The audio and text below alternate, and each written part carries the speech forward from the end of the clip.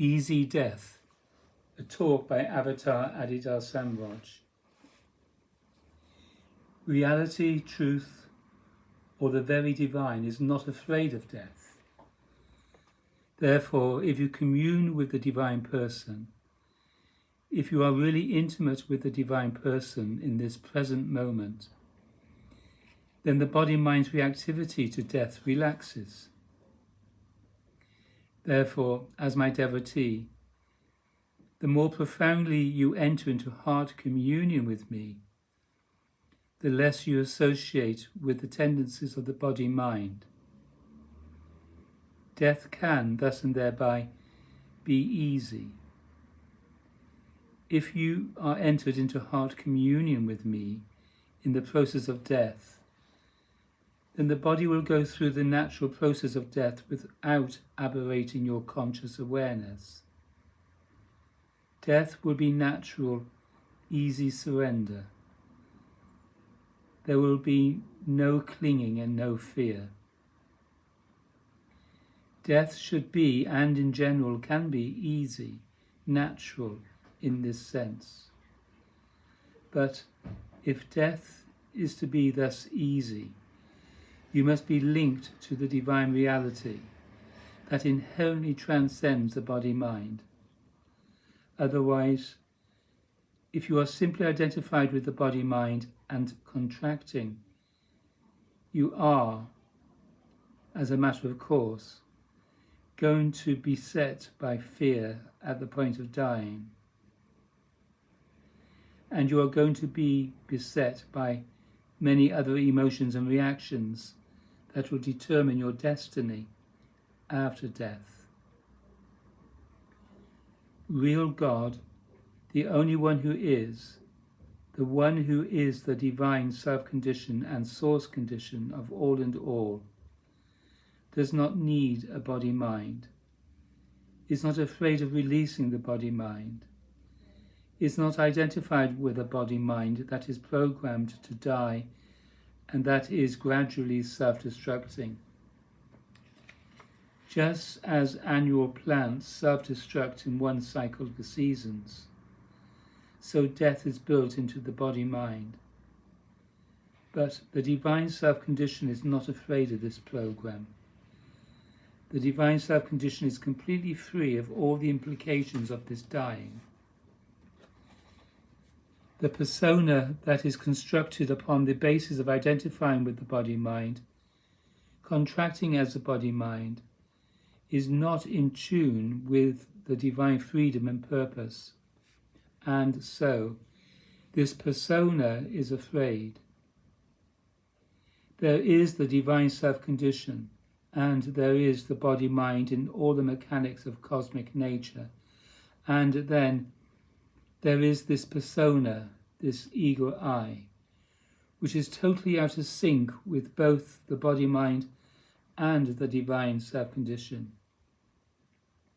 You, as the ego I or persona, are not only out of sync with the divine self-condition, you are also out of sync with the body-mind, because the body-mind does not want to live forever. You want to live forever. The persona wants to live forever, but not the body-mind. The way of Adidam, which I have revealed and given, is not the way to get in sync with the body-mind. Rather, the way of the Adidam is the way to get in sync with the divine being, or reality itself. To do so will also cause the persona, or the reactive ego, to integrate with the body in equanimity. The sattvic condition that expresses heart communion with the divine self-condition. Then you will go through the life cycle in a balanced state, with the reactive ego calmed and the body-mind in a state of equanimity. Fewer and fewer of the characteristics of the reactive ego will appear. Over time, those characteristics will gradually disappear, and the body-mind will go through its inevitable destiny naturally. free of its changes while alive, and free also in the death process, as in going to sleep or in meditation. You will simply be entering into a profound state of communion with the Divine Being. In truth, death is such samadhi, but if you live or die, death as the ego, the persona, the I, then you do not feel it to be samadhi. You do not feel that its implications are the same as those of profound meditation and divine samadhi. You feel death is an ending, a loss, a threat. Such a disposition only expresses dissociation from real God. Therefore, if you are my devotee, I call you to understand this persona and allow it to relax, such that the body-mind exists in a state of equanimity, and live in perpetual heart communion with me, such that my avataric divine characteristics, which are the characteristics of divine samadhi or divine being, become your characteristics. In that case, death is easy death. Death has its native form, which is simply a matter of the divine being relinquishing a particular mechanism and not losing anything in the process. Your consciousness must become one with reality itself. You must magnify your total psychophysical turning to me and enter into heart communion with me, rather than reinforce the persona or the egoic tendencies of attention. In this manner, you prepare yourself